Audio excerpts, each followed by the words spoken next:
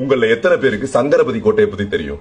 வேலு நாச்சியார் அவங்களோட தளபதியான சின்ன மருது பெரிய மருது இவங்க எல்லாரும் போர் பயிற்சி பண்ண ஒரு மிகப்பெரிய கோட்டை இப்ப ஒண்ணுமே இல்லாம அழிஞ்சு போயிட்டு இருக்குன்னு சொன்னா அவங்களால நம்ப முடியுமா?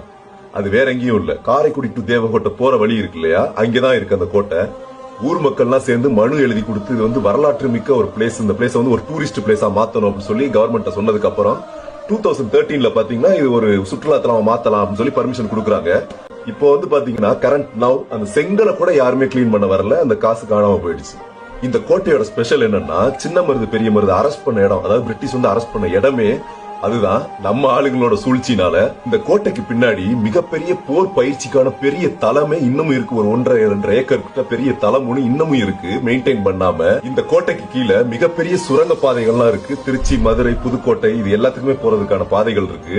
வீரபாண்டி கட்டபொம்மனோட தம்பி ஊமத்துறை இருக்காப்ல, அவர் பதுங்கியிருந்த இடமும் இதுதான்.